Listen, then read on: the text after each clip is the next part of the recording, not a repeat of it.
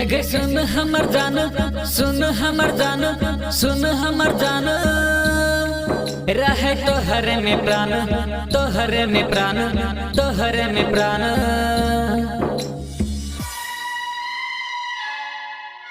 अखन अहाँ सब सुन रहल छी आरके रिकॉर्डिंग स्टूडियो के प्रस्तुति present by RK recording studio Premnagar. हे गे सुन हमर जान, रहे तोहरे में प्राण, हम तोरे लेल भेली बदनाम, सनम बेवफा भ गेला, हमरा के न छोड़ गेला, सनम बेवफा भ गेला, हमरा के न छोड़ गेला, सनम बेवफा भ गेला, दूर के न चल गेला। हे गे सुन हमर जान, रहे तोहरे में प्राण, हम तोरे लेल भेली बदनाम, सनम बेवफा भ गेला, हमरा के न छोड़ गेला, सनम बेवफा भ गेला, दूर के न चल गेला।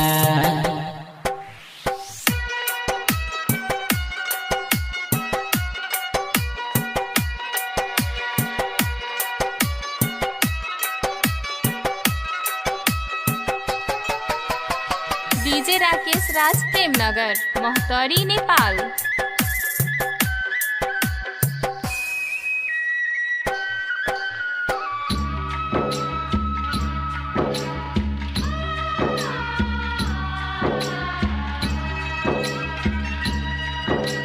सात जन्म तक जिए के सपना देखा के,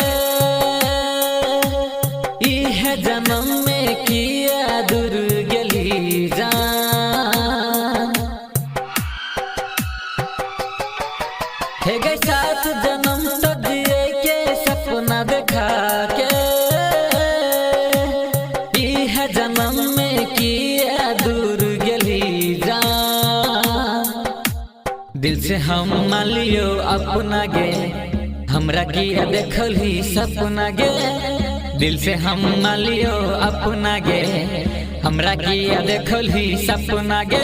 सासे कहे छियो जान, रहे तोहरे में प्राण, हम तोरे लेल भेली बदनाम, सनम बेवफा भ गेला, हमरा के न छोड़ गेला, सनम बेवफा भ गेला, दूर किया चल गेला।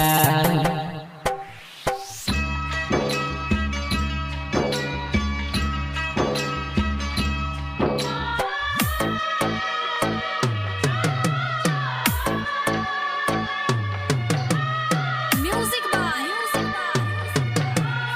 संजय मिक्सर।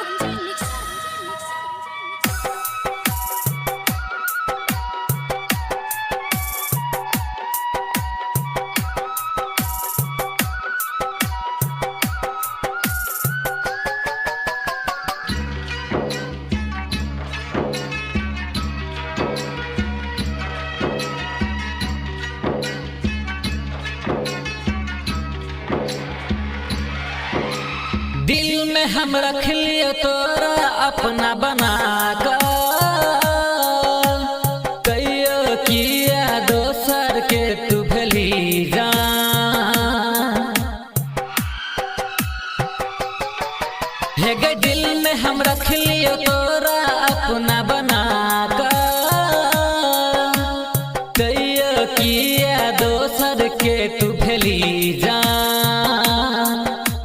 तोरा हम मान लियो अपना गे, हमरा किया देखल ही सपना गे, तोरा हम मान लियो अपना गे, हमरा किया देखल ही सपना गे।